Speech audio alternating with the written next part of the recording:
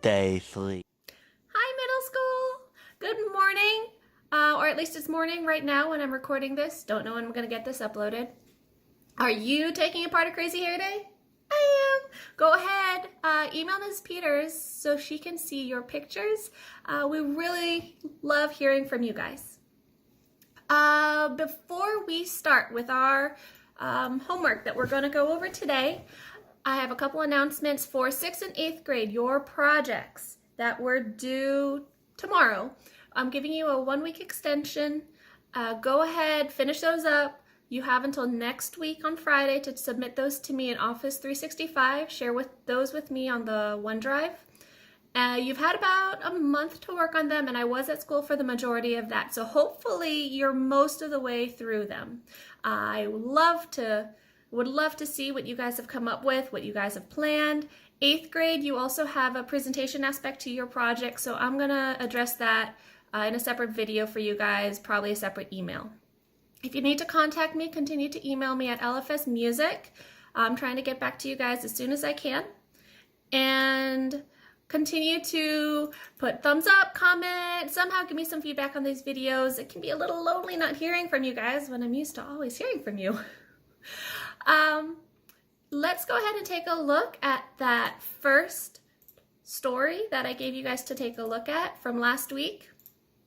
And then at the end, there are some questions that I want to see how you answered those. Try and answer them in complete sentences to the best of your ability. It will have you restating some of the questions a little bit to make those complete sentences, but do it to the best of your ability.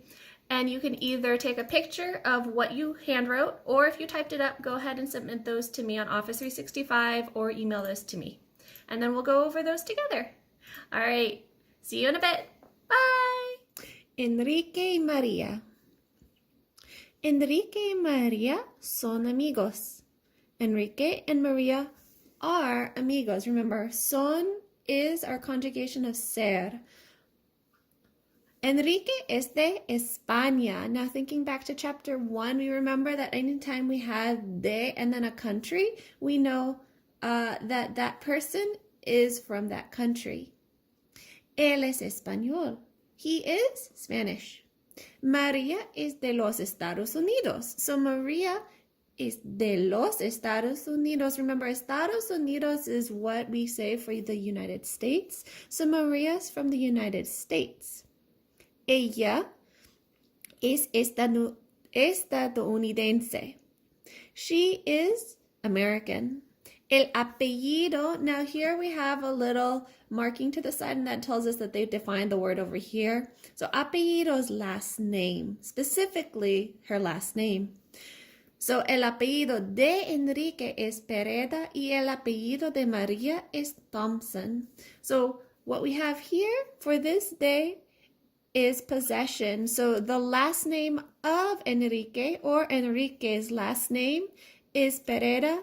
And for the same thing for Maria, the last name of Maria, or Maria's last name, is Thompson. Enrique y Maria son alumnos, and alumnos also has a mark to the side. It's defined right here. So students, it's not alumni that you may think in English, but alumnos is students.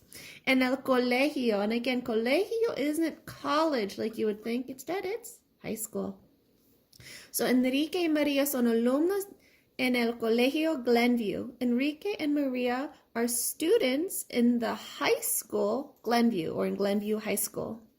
Son muy buenos alumnos. So alumnos, again, remember students. They are very good students. Estudian y aprenden mucho. Now, I know we haven't really gone over our verbs that have regular conjugations, but estudiar is to study. Estudian is a conjugation meaning they study.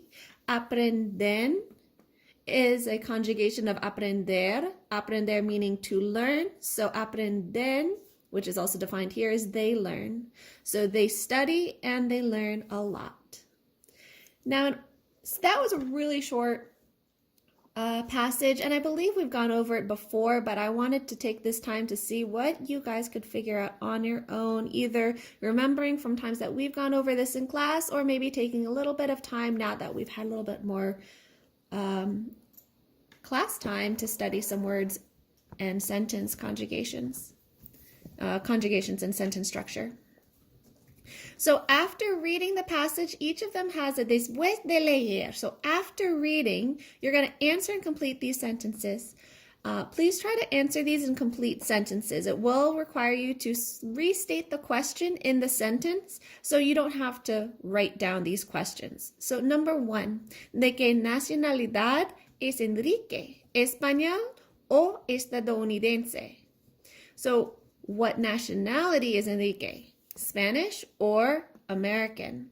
Now for the rest, I'm not going to translate these. I want to see what you can do. But for number 2, we have ¿de dónde es María? ¿De España o de los Estados Unidos? Number 3, ¿son amigos Enrique y María? Number 4, ¿cuál? Remember, that's one of our question words. ¿Cuál es el apellido de Enrique? And number 5, ¿en qué colegio estudian Enrique y María? Now, all of these questions can be answered using the passage that we just wrote.